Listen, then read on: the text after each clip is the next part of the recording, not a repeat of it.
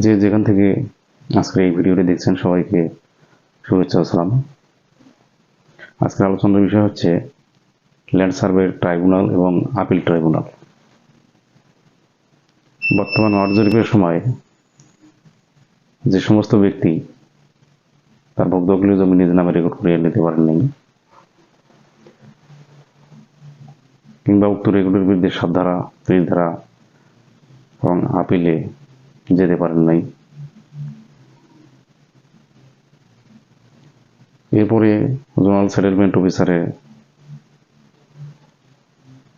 কার্যালয়ে আবেদন করার সুযোগ ছিল, সেটাও ফেল করেছেন। সে সমস্ত ব্যক্তি বর্তমান বিআরএস খতিয়ানের চূড়ান্ত প্রিন্টিং হওয়ার পর, প্রকাশিত হওয়ার পর কিংবা গেজেট প্রকাশিত হওয়ার পরে দুটোর মধ্যে যেটা আগে হবে সেখান থেকে তিনি ল্যান্ড সার্ভে ট্রাইব্যুনাল মামলা করতে পারবেন। ল্যান্ড সার্ভে ট্রাইব্যুনালে মামলা দায়ের করার নিয়ম রয়েছে। খতিয়ান প্রিন্টিং হওয়ার পর কিংবা ট্রাইব্যুনাল গঠন হওয়ার সময় থেকে দুটোর মধ্যে যেটা আগে হবে সেখান থেকে 1 বছরের মধ্যে ল্যান্ড সার্ভে ট্রাইব্যুনালে মামলা দায়ের করতে পারবেন। যদি আইন নির্ধারিত সময়ের মধ্যে এই মামলা দায়ের করা সুযোগ কারো না হয়, তবে সেক্ষেত্রে সহকারী জজ আদালতে শর্ত ঘোষণার মামলা দায়ের করতে হবে।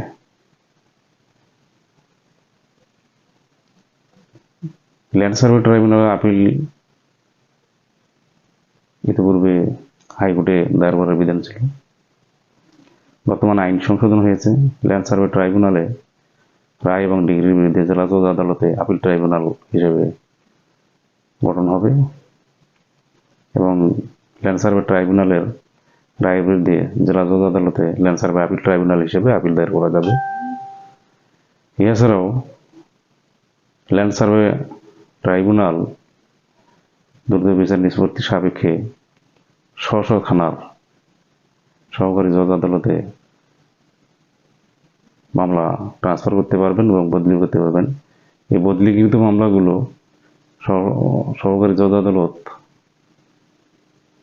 রায় দেওয়ার পর তার এগেইনস্টে অতিরিক্ত জেলা জজ আদালতে আপিল দায়ের করা যাবে।